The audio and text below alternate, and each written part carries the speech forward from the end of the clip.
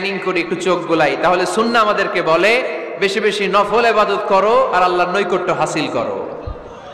সুবহানাল্লাহ পড়বেন না? কোরআন বলেছে সেজদায় লুটিয়ে পড়ো। যা যা বললাম আমি ওঠার আগে জিজ্ঞেস করে আবার শুনে যাব, কারণ আমি মনে করি এটা ক্লাস। এটা কি ক্লাসে পড়া দেওয়া নেওয়া আছে না নাই? এতক্ষণ পড়ানোর পরে জিজ্ঞেস করার দরকার আছে না নাই? কোরআন বলছে কি আর সুন্নাহ কি বলে? নফল ইবাদত। আওয়াজ করে বলতে হবে সুন্নাহ কি বলে? বুখারীর বর্ণনা, আল্লাহর হাবিব সাল্লাল্লাহু আলাইহি ওয়াসাল্লাম বলেন, মা ইয়াজালু আবদি ইয়াতাকাররাবু ইলাইয়া বিন নওয়াফিল, বান্দা যত বেশি নফল ইবাদত করতে থাকে, করতে করতে করতে করতে বান্দা আমার কাছের নৈকট্য প্রাপ্ত বান্দা হয়ে যায়। হাত্তা উহিব্বাহু, এরপর আমি আমার বান্দারে এত ভালোবাসি, কুনতু সামআহুল্লাযী ইয়াসমাউ বিহি, বান্দা যখন শুনে সে তার নিজের কান দিয়ে শুনে না, আমি আল্লাহর কানে শুনে। কুনতু বাসারাহুল্লাযী ইউবসিরু বিহি, বান্দা যখন দেখে নিজের চোখে দেখে না, আমি আল্লাহর চোখে দেখে। ওয়ায়াদাহুল্লাতী ইয়াবতিশু বিহা, বান্দা যখন কিছু ধরে বান্দার হাতে ধরে না, আমি আল্লাহর হাতে ধরে। ওয়ারিজলাহুল্লাতী ইয়ামশি বিহা, বান্দা যখন হেঁটে যায় ওর নিজের পায়ে হাঁটে না, কেমন যেন আমি আল্লাহর পায়ে হাঁটে। আওয়াজ করে বলতে হবে আল্লাহু আকবার। মানে আল্লাহ বুঝাতে চাইলেন আমি তখন তার কান হয়ে যাই, আমি তখন তার চোখ হয়ে যাই, আমি তখন তার হাত হয়ে যাই, আমি তখন তার পা হয়ে যাই। আমার আর তার মাঝে আর কোনো ফারাক থাকে না, সে আমার একেবারে নিকটে চলে আসে। আওয়াজ করে পড়েন সুবহানাল্লাহ। তাহলে বান্দা যখন নফল ইবাদত করে তখন বান্দার হাত আর বান্দার হাত থাকে না, ওইখানে আল্লাহর হাত যুক্ত হয়ে যায়। বান্দার পা থাকে না, সেখানে আল্লাহর পা যুক্ত হয়ে যায়। বান্দা যখন দেখে নিজ চোখে দেখে না, আল্লাহর দৃষ্টিশক্তি সেখানে যুক্ত হয়ে যায়। চিল্লায় বলেন ঠিক কি না? এজন্য নফল ইবাদত করতে রাজি আছেন তো? সুনানে তিরমিজির বর্ণনায় আল্লাহর হাবিব সাল্লাল্লাহু আলাইহি ওয়াসাল্লাম বললেন, হাদিসে কুদসি, কিয়ামতের দিন বান্দার যখন ফরজে ঘাটতি হবে, কিসে ঘাটতি হবে? ফরজে। আল্লাহ পাক বলবেন, উনজুরু হাল্লি আবদি মিন তাতাওয়ু, ও ফেরেশতারা দেখো তো আমার বান্দা নফল করছে কিনা। ফরজে যেহেতু তার ঘাটতি, দেখো তো আমার বান্দার কোনো নফল ইবাদত আছে কিনা। ফেরেশতারা বলবে আছে। আল্লাহ বলবেন তাহলে ফরজগুলার যেহেতু ঘাটতি, নফল থেকে কিছু এনে ফরজে বসাই দিয়ে ওগুলোর ফরজ বানায় দাও। এজন্য নফল ইবাদতের দরকার আছে না নাই? ফরজ তো করাই লাগবে, এটা কম্পালসারি, এটার মাফ নাই, এটা অব্লিগেটরি। নফল করে আল্লাহর কাছে যাওয়া যায়। নফল হচ্ছে ওভারটাইম। নফল ইবাদত কেমন? আওয়াজ করে বলেন। তাহলে কোরআনের আলোকে আমরা জানলাম যে আল্লাহর কাছে যেতে হলে কি করতে হয়? সেজদা দিতে হয়। আর সুন্নাহর আলোকে আমরা জানলাম আল্লাহর কাছে যেতে হলে কি করার মাধ্যমে কাছে যেতে হয়? আওয়াজ করে বলেন। নফল ইবাদত করতে রাজি আছেন সবাই? সবচাইতে শ্রেষ্ঠ নফল ইবাদত হচ্ছে কোরআনের তেলাওয়াত, ঠিক কি না?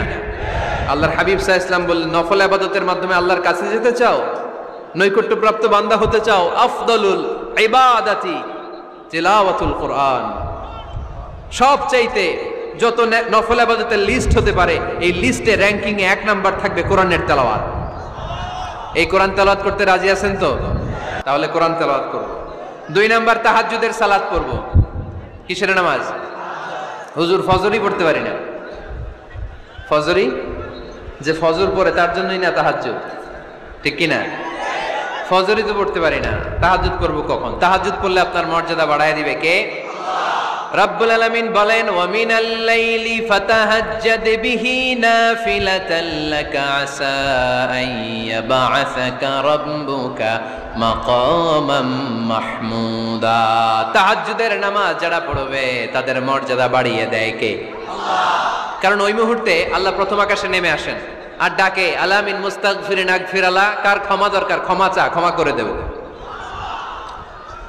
আলা মিন মুস্তাকসিন আকসুলা, কার খাবারের দরকার, পোশাকের দরকার, চাও দিয়ে দেব। চাও, কার কি লাগবে চাও, আমি দিয়ে দেব। এজন্য শেষ রাতের দোয়া আল্লাহ কবুল করে। এই যে রমজান আসতেছে না সামনে, কোন মাসে রমজান? এপ্রিলে। সেজদায়ে নত হও, অশ্রু ছাড়ো, প্রভুর শরণে হৃদয় গাড়ো। সেজদায়ে নত হও, অশ্রু ছাড়ো, প্রভুর শরণে হৃদয় গাড়ো, প্রাণ খুলে সব ব্যথা বলো প্রভুকে, বলো প্রভুকে। রাত কি কেটে যাবে ঘুমে অলসে,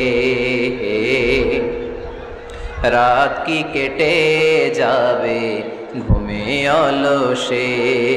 তুমি কি জানবে না তোমার নিজেকে প্রভুকে, রাত কি কেটে যাবে ঘুমে অলসে।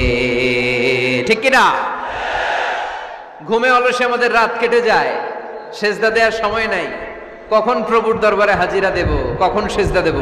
আল্লাহর হাবিব সাল্লাল্লাহু আলাইহি ওয়াসাল্লাম বললেন, আকরাবু মা ইয়াকুনুল আবদু মির রাব্বিহি ওয়া হুয়া সাজিদ ফাকসিরু ফীহি দুআ। তোমরা যখন সেজদায় লুটিয়ে পড়ো তখন তোমরা আল্লাহর সবচাইতে কাছে চলে যাও। এজন্য ওই সময় বেশি বেশি আল্লাহর কাছে চেয়ে নাও। সুবহানাল্লাহ পড়েন। মনের যত আকুতি আছে, যত জ্বালা আছে, যত বেদনা, সেজদায় পড়ে আল্লাহরে বলার দরকার আছে না নাই? কারণ কেউ যেটা শোনে না, শোনে কে? পরীক্ষায় ভালো করতে চান, সেজদায় লুটিয়ে পড়ে আল্লাহরে বলেন।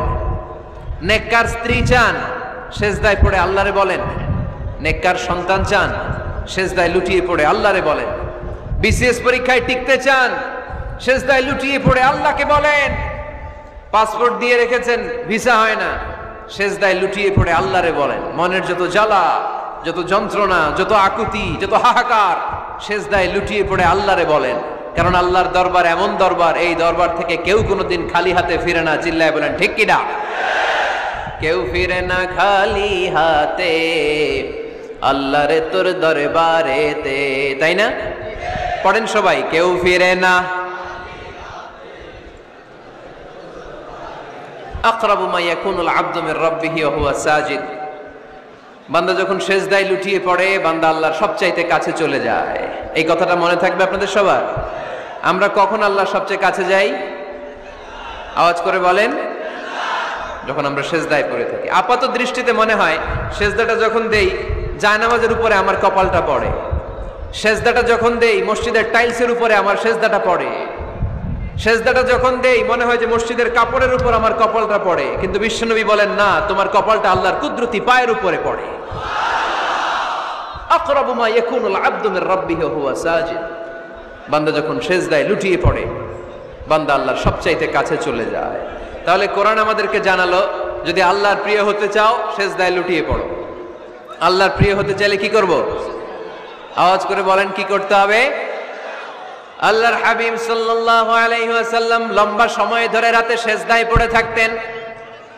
আল্লাহর হাবিব সাল্লাল্লাহু আলাইহি ওয়াসাল্লামের সাহাবারা সব সময় লম্বা লম্বা রুকু দিতেন, লম্বা লম্বা সেজদা দিতেন। কিন্তু আমরা রুকুর মধ্যে তাড়াহুড়ো করি, সেজদা দিতে যে তাড়াহুড়ো করি, এরকম আছে না? না, নিমসার এলাকায় এরকম কেউ নাই আলহামদুলিল্লাহ। আপনারা তাড়াহুড়ো করেন? করবেন না আমার ভাইয়েরা। There is no rushing in salah. সালাতে তাড়াহুড়ো নেই। There is no hastiness in salah. সালাতে কোনো তাড়াহুড়ো নেই। সল্লু সালাতান মুআদ্দিআ। এমন ভাবে নামাজে দাঁড়াবেন মনে করবেন এটাই হতে পারে আমার জীবনের শেষ নামাজ, ঠিক কিনা? পারফর্ম দ্য সালাহ as if this is your last and final prayer. এমন ভাবে মুসল্লায় দাঁড়ান মনে করেন এটাই হতে পারে জীবনের শেষ নামাজ। This is my last chance. এখন বাজে 3:30। কেউ যদি বলে আসরের যে নামাজটা পড়বেন এটাই আপনার জীবনের শেষ নামাজ, ওই নামাজ আপনি তাড়াহুড়া করবেন? কথা বলেন। আরে কাঁদতে কাঁদতে আপনি শেষ। এত সুন্দর ওযু বানাবেন, এত সুন্দর আতর মেখে জায়নামাজ বিছিয়ে পাঞ্জাবিটা পরে আপনি নামাজে দাঁড়াবেন। রুকুতে কি সুন্দর রুকু করবেন, লম্বা সময় সেজদা করে চোখের পানি দিয়ে তো সেদিন আপনার জায়নামাজ আপনি ভিজিয়ে দিবেন, ঠিক কিনা? কেন এমনটা করবেন? কারণ আপনি জেনে গিয়েছেন এটাই আমার শেষ নামাজ, তাই না? তো প্রতিটা নামাজের সময় এই জিনিসটা ভাবলে সমস্যা কোথায়? আমরা যে আরো আধা ঘন্টা এখানকার সবাই বেঁচে থাকবো কোনো গ্যারান্টি আছে? আরো 10 মিনিট হায়াত পাবো, গ্যারান্টি?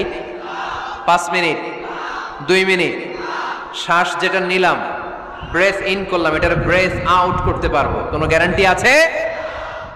তো প্রতিটা সালাতের মুসল্লায় যখন দাঁড়াই এই চিন্তাটা আমাদের মাথায় আসে না কেন যে এটাই আমার শেষ নামাজ? সল্লু সালাতান মুআদ্দিয়া।